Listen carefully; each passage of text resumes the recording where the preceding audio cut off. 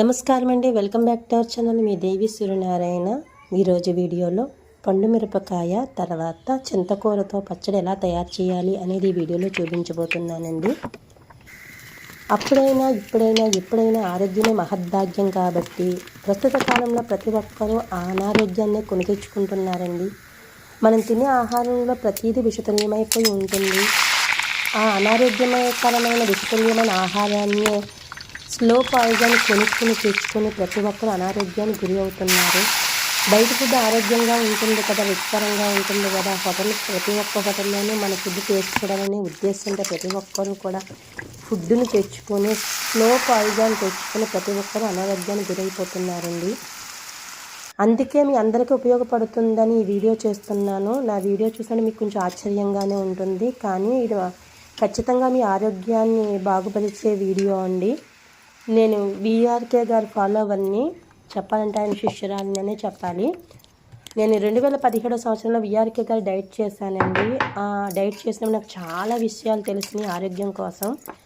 అందుకే నేను 2017 నుంచి ఇప్పుడు 2024 ఇప్పటి వరకు నేను విఆర్కే గారు చెప్పిన విషయాలు చాలావి నేను నా ఆహారంలో ఫాలో అవుతూ ఉంటానన్నమాట. అలాంటి మంచి విషయాలు మీకు షేర్ చేయాలని వీడియో చేస్తున్నాను. ప్రప్రథమంగా మీకు ముందుగా చెప్పేది నేను ఏమిటంటే, నేను వండే ఆహారం కూరలులో నేను కొబ్బరి నూనె ప్రధాన పాత్ర ఇస్తానండి. అయితే కొబ్బరి నూనెతోనే మా వంటకం. నా బాటిల్లో నూనె మీరు చూసే ఉంటారు, అది కొబ్బరి నూనె అండి. ఆ కొబ్బరి నూనెతో నేను వంటలు చేస్తానన్నమాట. అయితే మా గార్డెన్లో చింత చెట్టు ఉంది.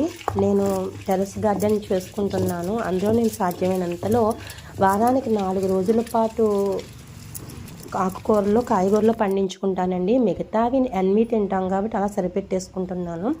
బయట కాయగూరలు అయితే 95% కొంటాను లేదండి. ఎప్పుడైనా ఏ శామదుంపలు లాంటివి అయితే కొంటున్నానేమో, అన్నీ సరిపోతుంది. అయితే నేను చేసే ఈరోజు పండు మిరపకాయలు ఉండటం వల్ల పండు మిరపకాయలు, మా గార్డెన్లో పండినటువంటి చింతకూర, కాలుష్యం ఎక్కువగా ఉండేటువంటి నువ్వుపప్పు, తర్వాత కొద్దిగా వేరుశనగ పిప్పలండి, అందులో ప్రోటీన్ ఉంటుంది అనుకుంటాను నేను.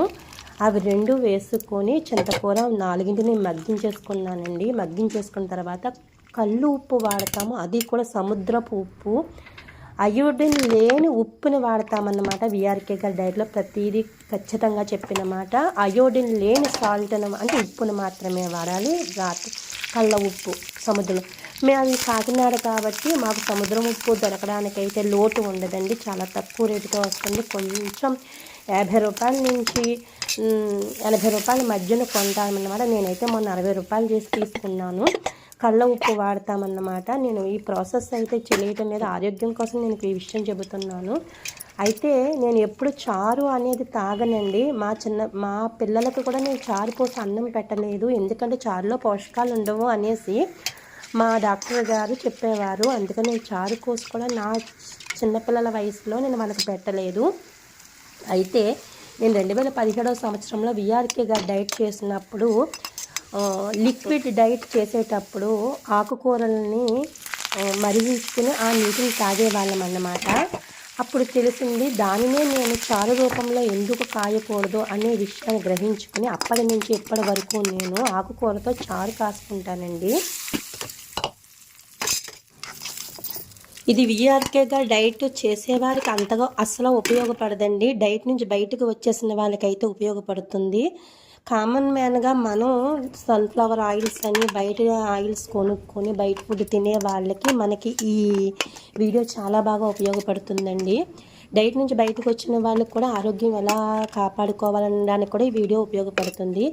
అయితే నేను తోటకూరతో చారు కాసాను. తోటకూరను బాగా కొంచెం రాయితో కొట్టి కొంచెం మురుంగా దంచానండి. దంచిన తర్వాత నీటిలో వేసి దాన్ని మరిగించాను. మరిగించినప్పుడు అందులో పోషకాలన్నీ దిగుతాయి. దానిలో కొంచెం అల్లం, వెల్లుల్లిపాయి, ఉల్లిపాయ, పచ్చిమిర్చి వేసి మరిగించుకున్నానండి. మరిగించుకున్న తర్వాత మునగాకు వేసి తాలింపు పెట్టుకున్నాను. నేను ఇలా దింపుకున్నానండి. అయితే వీరమాచినేని గారు ఏం చెబుతారు అంటే, నిమ్మకాయ వాడమని చెబుతారు. అయితే నా దగ్గర నిమ్మకాయ లేదండి. ఇంతకు పూర్వం మన అమ్మ వాళ్ళు చింతపండు వాడారు, వాళ్ళందరూ బాగున్నారు, మనం ఎందుకు బాగోలేదు అనేది ఆలోచిస్తే చింతపండు ఎక్కువగా మరగటం వల్ల అందులో ఉన్న సి విటమిన్ పోతుంది కాబట్టి వద్దన్నారండి. అయితే నేను ఈరోజు ఏం చేశానంటే చింతపండుతోనే చారు పెట్టాను, అందులో తోటకూర చారు. అది కూడా ఎలా పెట్టాను అంటే చింతపండుని అసలు మరిగించలేదండి. ఎందుకంటే ఇంట్లో పచ్చి పులుసు చేసుకుంటాము, పచ్చిగానే ఉంటుంది. నేను ఎక్కువ పులిహార చేసినప్పుడు చింతపండుని పచ్చిగానే వేసి చేసేస్తానండి అప్పటికప్పుడు. అది కూడా రుచిగా ఉంటుంది, ఇదెందుకు రుచిగా ఉండదు అని నేను చింతపండుని పిసికి అది తాలింపు వేసిన మూకిట్లో వేసి కలబెట్టి దింపేసాను, మీరు చూశారు కదా.